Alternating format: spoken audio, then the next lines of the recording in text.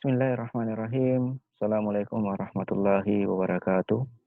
Alhamdulillahirabbil alamin wassalatu wassalamu ala Rasulillah sayyidina Muhammad wa ala alihi wasallam. Alhamdulillah, puji syukur kita panjatkan kehadirat Allah Subhanahu wa taala. Salam dan salawat kepada baginda Nabiullah Muhammad sallallahu alaihi wasallam. Baik para siswa sekalian, masih belajar dari rumah mata pelajaran pendidikan agama Islam dan budi pekerti oleh Pak Nafir untuk kita semua kelas 12 di semester ganjil tahun 2020 ini. Masih di bagian C, yaitu memahami periode hari akhir. Setelah yang lalu kita sudah pelajari Yaumul Barza alam kubur dan Yaumul Bas penantian di alam kubur dan dibangkitkan. Hari ini kita menuju yang ketiga. Setelah Yaumul Barza dan Yaumul Bas, kita masuk di Yaumul Mahsyar.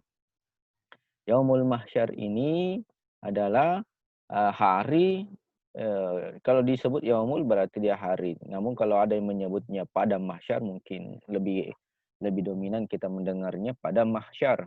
Ya, kalau Padang Mahsyar berarti tempatnya, tempat dikumpulkannya kita ini. Kalau Yaumul Mahsyar, hari dikumpulkannya kita semua. Semua manusia yang pernah hidup di atas dunia ini akan dikumpulkan di Padang Mahsyar, ya. Mulai manusia pertama Nabi Adam alaihissalam dan umatnya, Nabi Nuh alaihissalam dan umatnya, Nabi Ibrahim alaihissalam dan umatnya, sampai Nabi Muhammad SAW, sampai pada manusia terakhir yang hidup di hari kiamat nanti.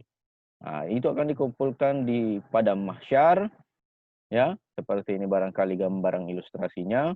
Kita akan dikumpulkan di Padang Mahsyar seperti ini, mulai dari manusia pertama sampai terakhir.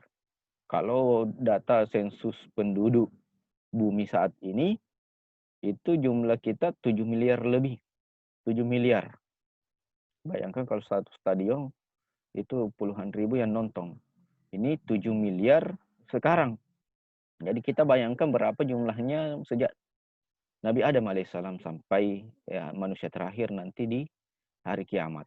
Kita akan dikumpulkan, berarti di padang ini sangat luar biasa luasnya untuk menunggu pengadilan Allah Subhanahu wa taala.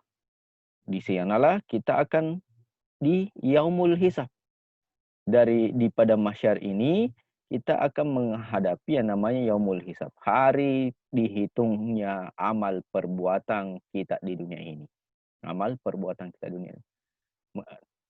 Amal jelek, amal buruk, amal maksiat, amal pahala, amal ibadah, amal sedekah, semua akan dihitung di sini. Sarayara, sekecil apapun dosa itu, sekecil apapun maksiat itu, sekecil apapun ibadah itu, kebaikan itu akan dihitung di sini. Akan dihisab namanya, akan dihisab, akan dihitung. Tak ada yang terlewat dari perhitungan Allah Subhanahu wa taala. Semua akan dikumpulkan dan semua akan dihitung amal perbuatannya. Selanjutnya, dia akan di Yaumul Mizan. Setelah dikumpulkan kita tadi di Padang Mahsyar, lalu di sana kita dihisab, dihitung, selanjutnya ditimbanglah. Dikumpulkan mana dosa maksiat, mana amal ibadah pahalanya akan ditimbang. Jika pahala kita seperti gambar ilustrasi ini ringan dari dosa kita, maka tentunya buruk buat kita ini. Kita dapat neraka ini kalau yang begini. Tapi sebaliknya, apabila pahala kita ini besar, ya, lebih berat dari timbangan kita, dosa kita, maka alhamdulillah Allah Subhanahu wa taala selamatkan kita. Di hari ini Yaumul Mizan ini, ya, ibarat sekolah orang terima rapor. Orang terima rapor. Ya, di sinilah dia terima rapornya. Oh, naik kelas ataukah tinggal kelas? Masih penting, masih bisa mengulang. Tapi kalau di sana sudah tidak ada lagi pengulangan. Tidak ada lagi pengulangan di sana. Ya, Yaumul Mizan ini kita terima rapor. Kita akan lihat, terima semua catatan-catatan kehidupan kita mulai sejak balik sampai wafat, sampai meninggal. Kita akan terima, kita akan lihat di catatan rapor itu, catatan hidup kita, dosa kita, amal ibadah kita. Di sana kan. Setelah kita timbang di sini.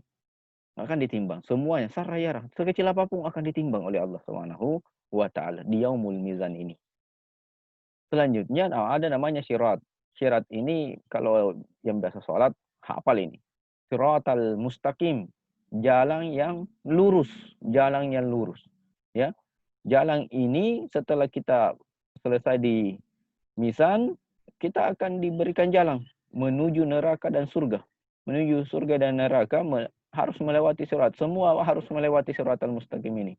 Siapapun dia, mau nabi, mau manusia biasa, semuanya melewati ini untuk masuk ke surga atau ke neraka.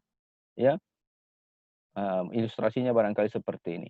Ya, ciri-ciri siratal mustaqim ini kalau dari bahasa Arabnya berarti siratal mustaqim, jembatan yang lurus. Nah, tapi lurusnya ini ada yang mengatakan lurusnya ini ada lurus pendakian, mendaki. 500 tahun mendaki. 500 tahun mendatar dan 500 tahun menurun, tapi lurus. Itu pendapat.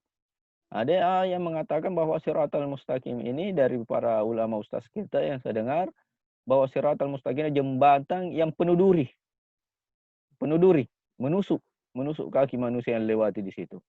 Bagi yang amal perbuatannya baik di dunia ini, maka melewati jembatan siratal mustaqim sangat cepat. Akan ada secepat kilat katanya.